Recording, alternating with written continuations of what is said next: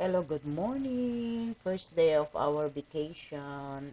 Late na kami dumating ng gabi, kaya ito yung first na breakfast namin. This is a complimentary breakfast from the hotel. Kaya ito lang naman ang ipakita ko sa inyo kompleto.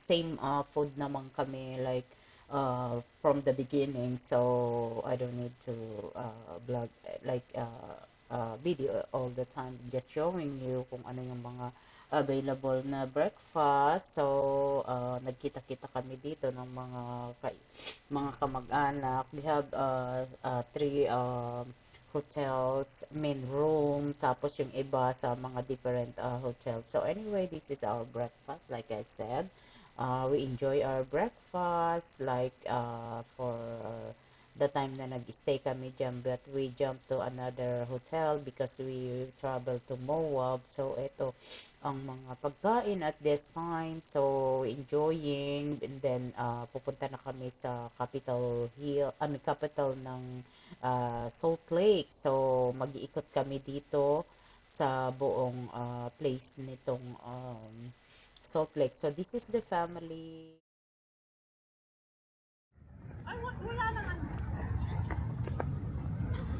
Hello, welcome to my vlog, RR vlog.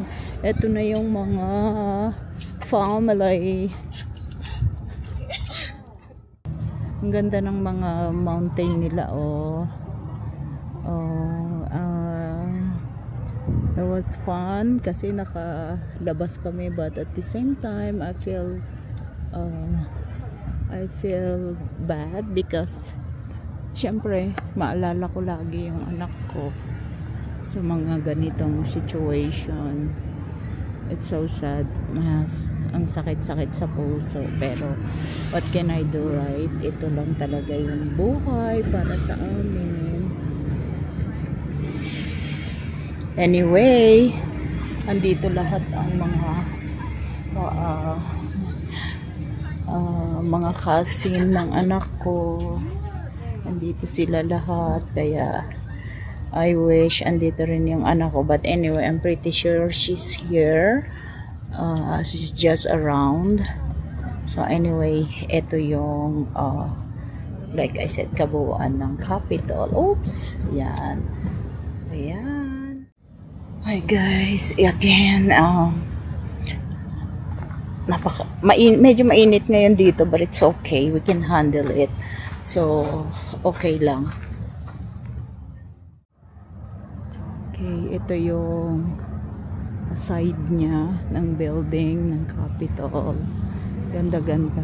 Look at the environment, yung mga mountain. Puro mountain pala dito sa Utah. Nakakatuwa kahit pa paano. Tsaka syempre sana marating namin yan. I don't know kung may chance pa kami kasi very naman dito, very yung hectic yung schedule namin. Okay, yan sila, nagmo-modeling sila lahat. Ang mga star. Ay, oy, ano ba to? The enlistment. Okay. Sarap pala mag-picnic. Oo, ang ganda nga eh. Dapat nagbaon tayo ng dito, papay eh. Oh.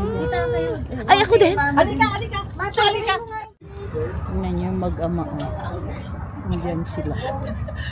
Galing naman oh. Galing ng sculpture nila. Yan. Okay.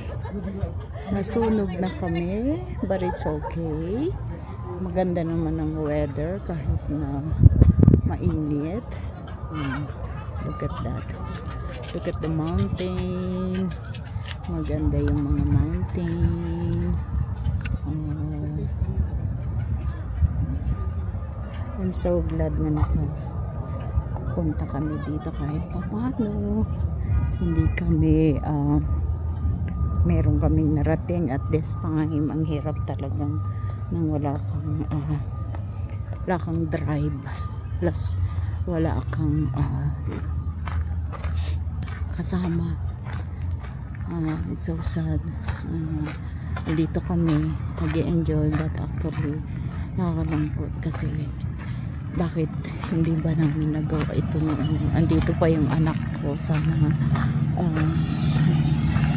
na-enjoy din namin sana itong mga nakikita namin, but ang hirap talaga, honestly. Napakasakit sa puso, pero what can we do? Ito lang talaga yung buhay na binigay sa amin, kaya wala kaming magagawa. Anyway, ang hirap kasi na-overwhelm ako ng gusto. It's so sad kasi ang sakit, my goodness ko. Alam nyo lang kung gaano kahirap yung nararamdaman ko at this time. Tumatawa ka, feeling lahat ng tao, akala nila, actually I don't know what to say. Yung mga tao, they are very happy na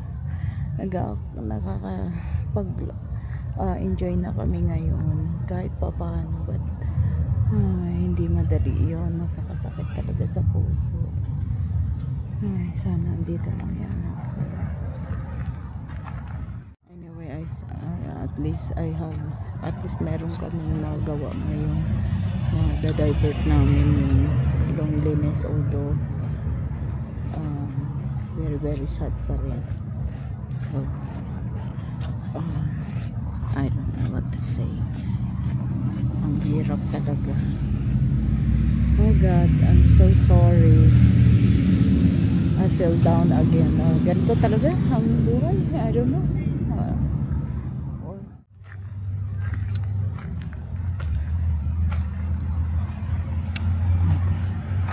Tingnan nyo yung mga kasama namin. Andyan sila. Kahit na mainit, sige lang. Ganito talaga pagka mag-have fun ka sa buhay, kahit mainit, sige lang, masaya naman. Basta ang importante mag-enjoy. Anyway, lapit tayo doon, ha. Tingnan natin kung anong meron dito sa tapat. Ginagawa itong building right now, kaya I don't know. Hindi ko alam kung pwede pumasok dyan. Maybe not, probably yes. Anyway, punta ako dito sa paikot dito, pakita ko sa inyo lahat itong itsura dito. Isa pa lang to sa napuntahan namin kasi kararating lang namin kagabi. Wala pa akong tulog until now, but it's okay.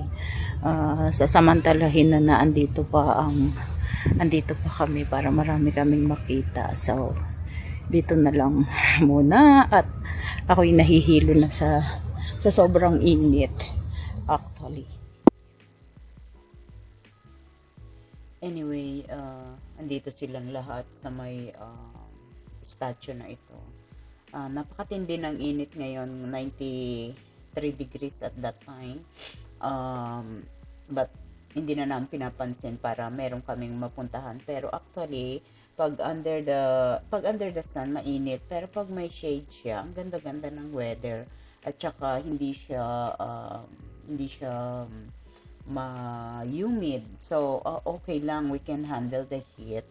At saka ang ganda na ng tanawin. Andiyan kami on top of the mountain. Ayan, nakikita nyo naman dyan ang view. Talagang super ganda. So anyway, ito ang mga pinsan ng anak ko. Nag-have fun sila, nag-pictorial sila dyan kung kanya-kanya ng posing pala, para ma-enjoy naman yung place na ito. Anyway, medyo drama-drama na naman ako kasi nga syempre nakikita mo itong lugar na to, hindi to madali para sa amin kasi I wish andyan yung anak ko. Anyway, this is Ed, yung husband ni Gia. Ganda ng pwesto niya dyan. Anyway, yan yung mga parang nakikita ko yung itsura nila kung andyan ang anak ko. Kasi alam niyo, ang anak ko very jolly talaga yung pagkasama niya, yung mga pinsan niya.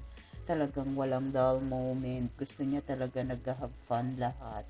Kaya yun yung mga bagay na talagang very sa akin yan, very, very sad. Anyway, eto na kami sa sasakyan. Maghahanap na kami ng kakainan kasi imimit na namin yung mga